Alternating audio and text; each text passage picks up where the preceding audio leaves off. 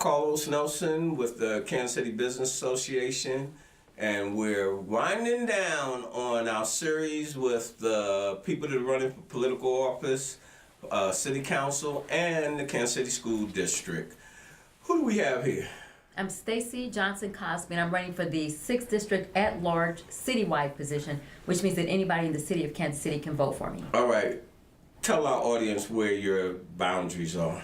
Well, my boundary is the whole city. I run the same race as the mayor because I'm at-large. I run in all 6 districts. Well, we know that. What platform are you running on, Stacey? I'm basically getting stuff done. And so what I have is my action plan for my first 100 days in office. Tell our audience. I want to tell people that we need to hold our elected officials accountable, and I don't think we do. Many times we wait until the person's been in office, they're running for re-election, to say, what have you done for me?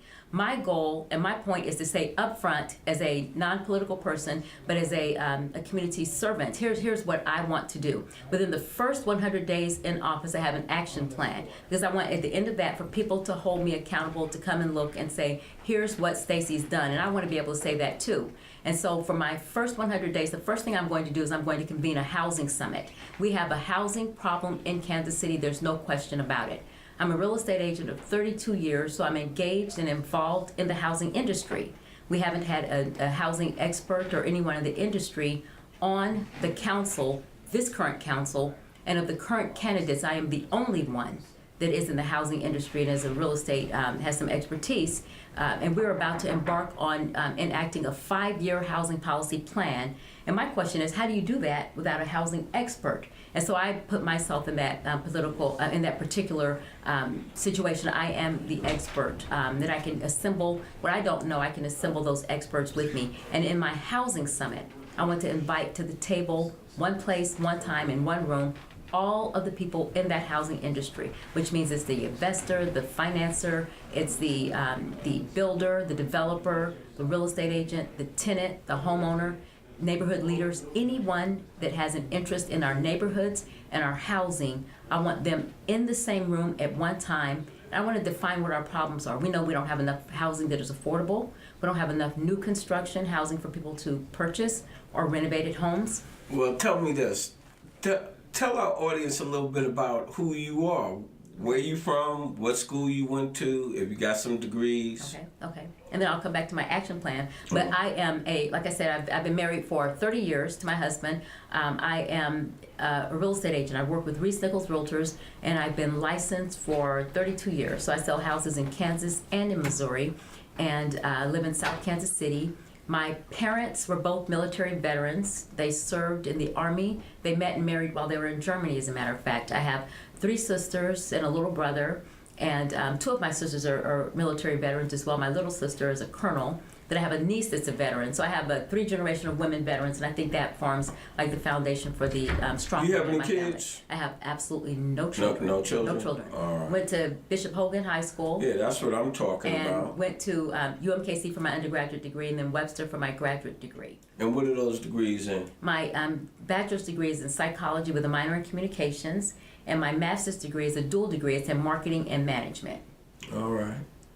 Back to the plan. Back to the plan. Okay, so my housing summit, all the experts in one room at one time. I want us to define the problem that we have in Kansas City. We already know affordable housing is an issue. I want to get it all on the table. I want everyone to talk about what our issues are, what the problems and the challenges are, get them on the table, and then identify some steps that we can take concretely that we can start working on to identify the problem, get the plan in place to implement, and then at the end of 100 days, I want to come back to the community, and maybe hopefully coming to you, coming to the community, Cascade Media and other places, to say, here is what we did. Here's what I've accomplished that I promised I was going to accomplish.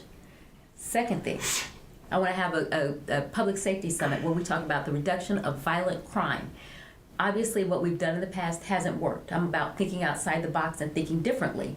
And so what I want to do, again, is assemble the experts in the room. I want to talk to not only law enforcement, which is a given, mental health professionals. I want to talk to neighborhood leaders who may have successfully solved crime in their neighborhoods and may have some ideas. I want to talk to people who have committed the crimes and who are susceptible. And then I want to talk to all of those like community leaders and citizens who need to be in that room to hear what the problems are again. All of that's all well and good to me. I really believe in going right at the problem. And The problem is we don't have any economics in our community. And when you don't have economics, when you don't have jobs for these youth, and you don't have opportunity for these youth, not just the youth, adults, then you're going to have crime. I'm saying you don't have to be no mastermind to figure that out. And I'm not downplaying what you're talking about, meeting with these experts and what have you. But from my point of view, and we're on the Kansas City Business Association show, I'm looking at most of the things that we are involved in require economics. And if we have economics in our community, I think we can take care of our education, our health, and most of our needs, just like most communities. But the economics are not coming here. Tell me this, do you think the past leadership have paid enough attention to our community and our businesses? I think if they have, it wasn't effective, which is one of the reasons I'm running. You know what? I like that. Well, if they have, it wasn't effective. So we're not going to say that they haven't done anything, but they haven't been effective at. They may have tried, but when I'm a business person, so I look at outcomes. I need to have something solid on the other side of my actions that someone can look back and say, Stacey accomplished what she did. I'm in sales, and so the way that I can tell that I've done a good job is that I close a sale. And Test so the measurements? Absolutely. And so that's what I'm used to. That's the way I'm used to working. And so I want to bring that to the council. So I think to answer your question, the rest of my action plan. So then again, that summit where we're talking about reduction of violent crime, all the voices in the room, and what you just said is something that needs to go in there too. Why are they committing the crime? In this room where all of us are together, I want to talk about that. And then, is it because of the lack of jobs, homelessness, mental health issues, all of that? We're going to discuss it in that space at that time. And then we're going to come up with some action steps. Because I think people do this in silos. I want all of those same voices that talk about it and that have talked about it over the years, one room, one time. But let me say this on that. Just from my experience, I tried to have something called a big sit down, and you try to bring them all together. You described the same thing, these silos. But bringing them together is like pulling teeth from a chicken or herding cats.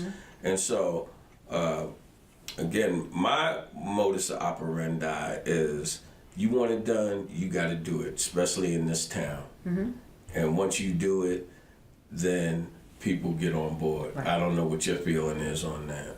And that's my goal, because I have a history of the things I've done in my community of pulling people together and actually getting stuff done. Name some goals name some of your personal accomplishments, whether it be real estate or what, so that the people will know that you're a finisher. Okay, so for example, real estate, I'll use that as an example. I'm, like I said, an agent. I work in the Reese Nichols office in the plaza. And out of the agents that work in that office, last year I was in the top 10 in sales volume and productions. That's a lot of sales. Well, that's a whole. Can I get a loan?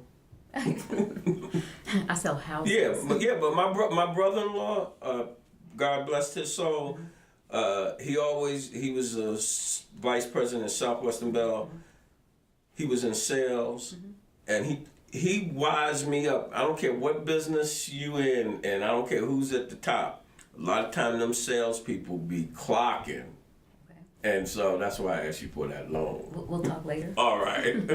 And so that's my accomplishment, real estate related. And then in the community, I built an organization from the ground up that is still. What's the name of that? Today. It's the South Kansas City Alliance. And about 10 years or so ago, we started when the redistricting was happening. The current council person at that particular time didn't. What district? 6th District. All right. And we weren't happy with the way the boundaries were drawn. There was a citizens advisory group that proposed the redistricting and what the districts would look like. And so many citizens in the 6th District said, we don't like that because it's the districts don't make sense. They go from 59th and Ward Parkway all the way out to Blue Ridge, over to east in the Hickman Mills area, and then south to Martin City, 135th and State Line. Those 3 areas alone don't have things in common. So we said, this doesn't make sense. Let's get our district where we're more aligned with our goals. It didn't work, so we failed. And so with those people who are all engaged there, after that was over, it was like the deal was done, and we basically lost. All right, tell them what that website is on, so that they can peek in on what's going on. Well, my website is Yeah. staceyforkc.com, All right. STACEYFORKC.com, All right. and I talk about there's my bio on that website, All and right. my action plans on there too, and my bio of the things I've done in the community. But I'm proud of that because I pulled together people from various walks of life, and we formed an organization. I was able to. This is one example where I'm able to pull people But that together. sprung up really fast, as far as I was concerned. That South Kent, because I took note of it, and it seemed like from a communication and media standpoint, y'all was hitting the nail square on the head. I was like, man, who's doing all this out there? What the heck is going on? And y'all had the newsletter popping. Right.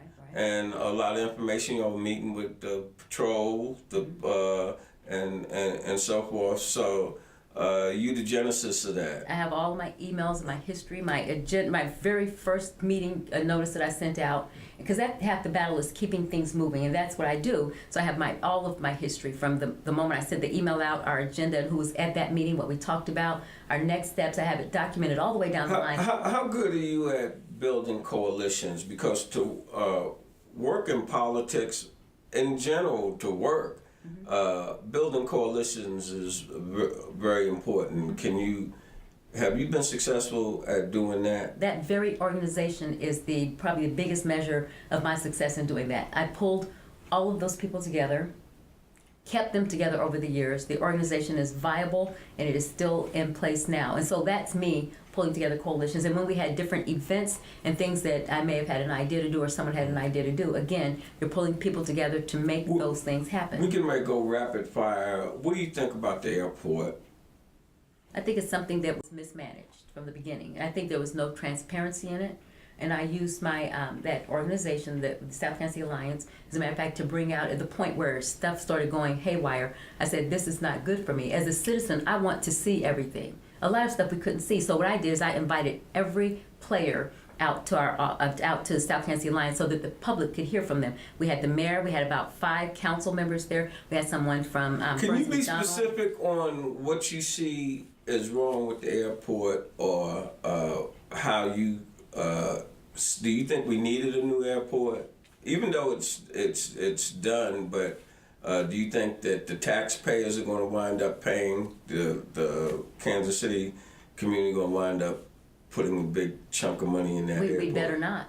We better not, because it was promised that we wouldn't have to, and the airport would be paid by fees. And as I understood from Edgemore and from our aviation department, those are the same fees that we as customers pay on our tickets today that fix and build My other, understanding it builds that other they were airports. borrowing $90 million from the water department, and I was like, and I could be wrong on the figures, but I was like, the water department got $90 million sitting aside somewhere? And so I asked that very question. I had the same question. So I asked one of our council members, what's that about? I thought we're not supposed to put any money into it. And what he said is that there's a specific fund that's dedicated from the aviation department or through the city, that is not our taxpayer dollars. This is something specifically meant for the airport, and it's not our taxpayer dollars, because that's my question, is why am I hearing it's my taxpayer All right, dollars? rapid fire again. What do you think about that streetcar? I think it's something that, if done right, depending on how you can get the financing, is something that we need. We need multiple modes of transportation. Not everybody will take a bus. Not everybody can take a bus. And sometimes the bus is not the most efficient way to get places. I've heard of times where it takes people hours to get to work on a bus. And if You're not concerned about the cost? Absolutely, I am. So we need to find a way. Who's going to bear that cost? Well, let's get money from.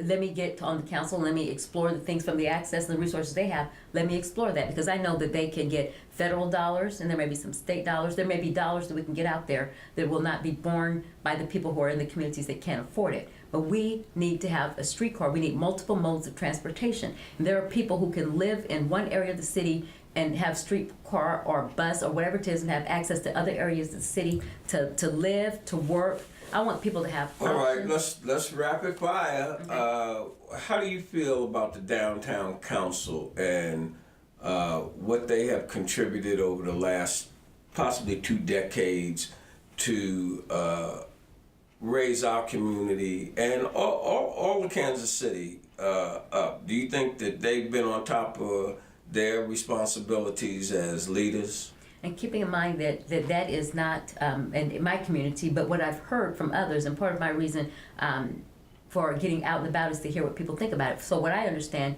is that the answer from the community and the members that I've heard is the answer is no, and that it doesn't necessarily address the issues in the Black community. So maybe the answer is not the downtown community, but you form your own. And I've heard that on the west side, and I'm hearing it on the east side. So maybe the downtown council either needs to be more accountable to have your voice in that, because you do need to have a voice there, but then why not have your own councils that you do your own business? But if they're supposed to be accountable to you, you need to have a voice there. You need to feel that the work is right. What do you think about the businesses that are in our communities? Do you think that they're paying their fair share in taxes? They're paying their fair share in supporting our community, the disadvantaged? Okay, so this gives me an opportunity, if I can, to talk about 2 other points in my 100-day action plan. You got all the time in the world. Oh, really? I appreciate it. This is my network. I appreciate that even more. Okay, so one of the other things that I want to do in my first 100 days, I want to assemble the small business owners and entrepreneurs. I want them, again, all at one table, one room. I want to find out what the situation is with them. What are their needs? What do they need in order to be able to continue to grow in our city? As I understand it, 65% of the new jobs in our city are coming from small businesses. So they're critical, they're important, and especially if they're local, they're going to be more accountable and more flexible to our citizens. So I need to make sure that we keep them in place and help them to grow. And part of that conversation can be what the community feels. Like if there's some voices from the community that say, hey, businesses, there's a different way or a better way to do it to serve our needs, they need to hear that because it helps them thrive. And do you think that the council and City Hall in general, from a communication standpoint, really trying to reach the whole community? I am. I don't know, but I can't speak for them. I can speak for me. Well, I'm trying to find out where we have come from and where you're saying what you're different. I talked about building coalitions. I didn't say one council person. I said the council. Do you know? And these are some things that I feel need to be talked about, not swept up under the rug. And if you're running for this, you should have an opinion on some of these things that I'm asking you, and just straight out, because from my perspective, being in media, I don't feel that they've used the sources and some of the tools that are available to reach the grassroots people, and that's basically my question to you. Do you think that they've done it? Do you think that our leadership in general, our political leadership, and in general, the African American community, are we using the resources that will help enlighten us to make better decisions, whether it's financial decisions, political decisions, or what? Do you have an opinion on that? And so I think the answer is that no, it hasn't happened currently by our current leadership. And I know that because those people, those small businesses and entrepreneurs, they've assembled together. I'm at the table with them. I'm self-employed. And so they have said clearly that we do not feel the support from the city. In the last city budget, they had only $150,000 budgeted to support them and for services for them. Again, like I said, 65% of our new jobs are coming from those small businesses. If they don't feel supported, then what does that do to our job? What do you think about MBE? Because in these school board interviews, as I say, why do I have to be an MBE? Why do I have to prove that I'm black? Do white people have to prove that they white to do business? You got to fill out all these different papers to prove this and that. And that's a hindrance for you really to do business. What's your feeling on that? Okay, I think that the best business, the best service should get the job. And so for some reason they put MBE, WBE into place. So there's a reason that's in place. I know why it's in place. Why is it in place? It's in place primarily to include everybody else. Okay. That weakens African Americans' hand. Okay. When and I have nothing against the LGBT community. I have nothing against veterans. I have nothing against all the different people that they put in the pie. But African Americans built this country, and they keep. We would have been the dominant force after slavery. We had all of the skills. they made laws that prohibit us from using those skills. Those laws are couched still that hold us back, that look like they're there to protect us. And as a prospective council person, what's your feelings on that, and are you willing to act on that?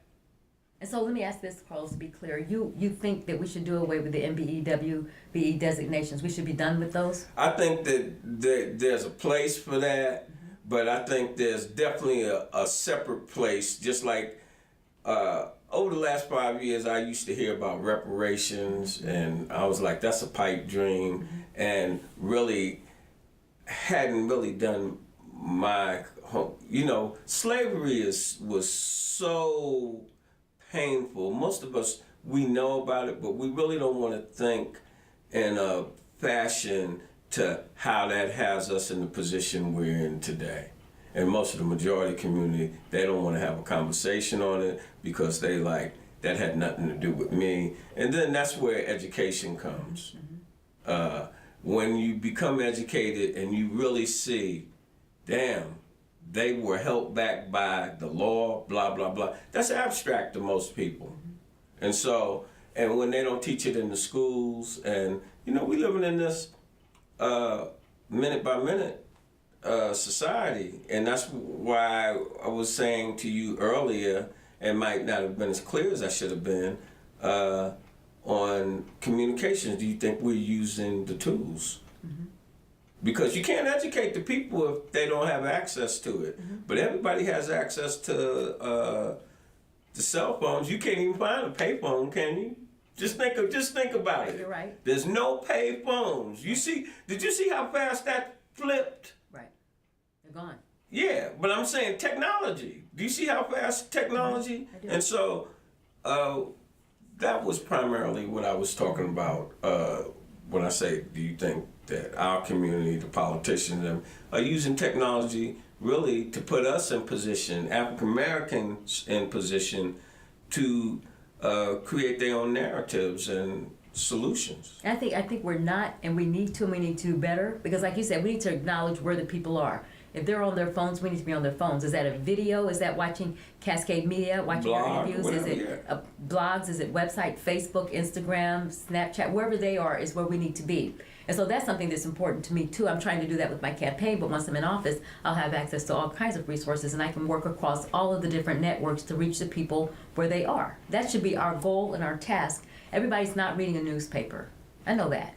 And so we need to find them where they are. And the more my message can get out to people, the better off I am in my role. What do you think about a Vogue Tech? With all this construction and the schedule to go, we definitely have a lack of personnel, trained personnel. Do you think that we should be investing some resources in creating some Vogue Tech for our youth? Absolutely. People need to know, and young people, their parents, the school counselors and teachers need to know that it's not just about college. College is not the answer for everybody.